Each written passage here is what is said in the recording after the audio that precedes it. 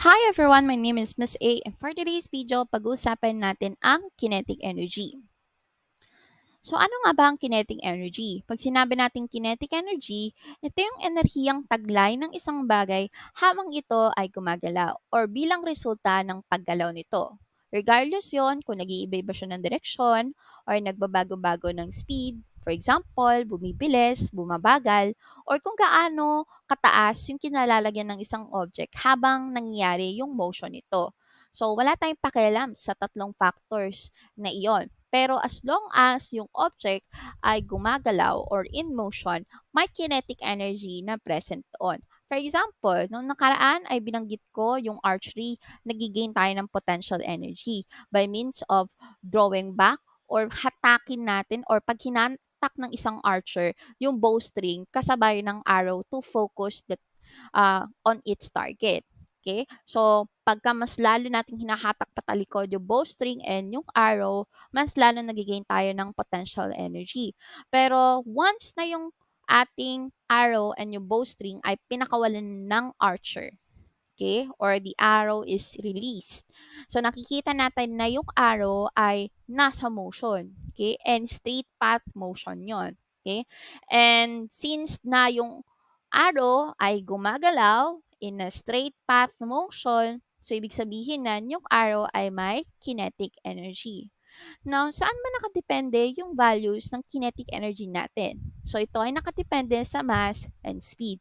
Usually naman, yung mass natin, kung isang object lang ang tinutukoy natin dito, pare-parehas or constant lang naman yung mass. Usually, yung ating speed, yung nakakaapekto sa ating kinetic energy. Now, bakit nga pala speed ang tinutukoy ko dito? Knowing that yung speed ay isang scalar quantity. Okay? Dahil ang kinetic energy ay scalar quantity rin. Okay, pag sinabi natin ang variable, like yung kinetic energy ay scalar quantity, ibig sabihin na pag nag-calculate tayo, hindi natin pinapakilaman or wala tayong pakialam sa direksyon ng motion.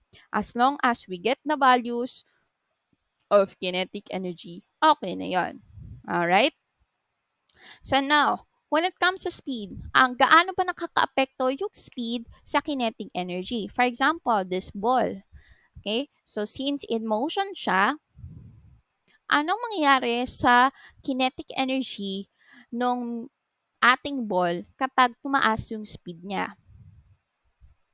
Alright? So ibig sabihin niya, pag tumaas yung speed, tataas rin yung kinetic energy ng ball. How about pag binabaan natin yung speed ng ball? Ano mangyari sa kinetic energy? Bababa rin yung kinetic energy. Kapag constant naman yung speed ng ating ball, ano mangyayari sa kinetic energy niya? Constant rin ang kinetic energy natin. Paano kung nakapag-take tayo ng iba't ibang trials ng ating ball or the speed of ball at nakakuha tayo ng pinakamababang speed ng ating ball? Ano kaya ang kondisyon ng ating kinetic energy? So, sa pinakamababang speed, mababa rin or pinakamababa rin yung kinetic energy nun. How about kapag mataas, yung pinakamataas na nakuha nating speed? Ano ang kondisyon ng kinetic energy ng ball natin compared to the other trials?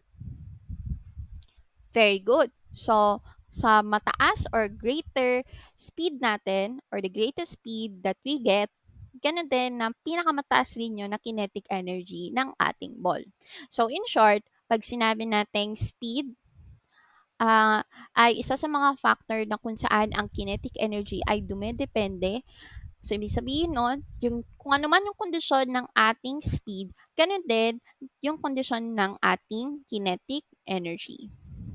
So with that, we have here KE is equals to 1 half mv squared. So when we say m is equals to mass, at ang unit ito ay kg or kilogram, how about the v? So yung v dito, kala natin velocity but it stands for speed. Paano pa magiging velocity yan? Kapag nakakita tayo ng v na may half arrow, ibig sabihin ng velocity. Since that velocity considers also direction. Sa speed kasi, hindi natin kailangan ang direction. As long as we got the quantity of its motion okay na yun. Okay? That's because speed is a scalar quantity and its unit is meter per second. Now, the total unit of kinetic energy with the usage of mass and speed right here is equals to joule or newton meter or pwede rin naman kilogram meter squared per second squared. Bakit may squared yung ating meter at yung second natin? That is because kung makikita nyo sa formula, yung v or yung speed natin naka-squared. Okay? And with that, so since naka-squared yung ating speed, so kung mag-doble yung speed na makuha natin, so since naka-square root yung speed dito. So, magiging quadrupled naman yung makukuha nating kinetic energy. Kapag triple naman yung ating speed na nakuha, so with the square root right here, ang effect nito sa ating kinetic energy is that its value isn't factor by 9. How about kapag 1/2 naman yung ating speed? So, since naka-square root siya, ang effect nun sa ating KE is yung value nito ay naka-quartered. Now, what is the formula in finding the mass using the kinetic energy formula? So, para malaman nyo yon, so you start with the formula K is equals to 1/2 m times v squared. So, since meron tayong 1/2 dito, i-multiply lang natin yung 1 ng 1/2 doon sa mass at sa speed natin na naka-squared. So, with that, we have K is equals to mass times speed squared over 2. So, i-cross multiply lang natin yung 2 para matanggal yan. So, we have here 2K is equals to mv squared. Now, with that, para maiwan na lang natin yung mass, i-divide natin both sides sa v squared and we cancel the common v squareds mula sa side ng mass. So, with that, we leave the mass right there and the formula for finding mass is 2ke divided by v squared. Now, paano naman pag nawala yung speed? So, again, start kayo sa formula ng Ke, then same scenario. Kailangan nyo lang i-multiply yung 1 ng 1/2 dun sa mass and sa speed squared. So, with that, we got K is equals to mass times speed squared over 2. So, cross multiply ulit. So, we have 2Ke is equals to mass times V squared. So, para maiwan yung V squared natin, divide both side by M and cancel the common M's in the side of V squared. So, we got 2Ke divided by mass is equals to V squared. Now, dahil speed yung ating hinahanap, so dapat tatanggalin natin yung squared niya dito. At para matanggal yon, gagawan natin ng square root. So, pagka-insert ng square root, i-cancel natin yung squared and also the square root na nilagay natin para maiwan yung ating v or speed. So, with that, our formula in finding speed is equals to square root of 2ke divided by mass. Now, let's tie those formulas in this problem. So, we have here a 4.0 kilogram has 72 joule of kinetic energy. What is its speed? Okay, with that, you may pause this video so that you could test yourself whether you understand the formula or you can apply ahead the formulas that we had. All right. So with that, we have here the given mass is equals to 4.0 kilogram. Then we have here Ke is equals to 72 joule at ang hinahanap natin ay speed. With that, we have a formula kanina na ni-workout natin that is V is equals to square root 2 Ke divided by mass. And let us use that formula in finding the solution.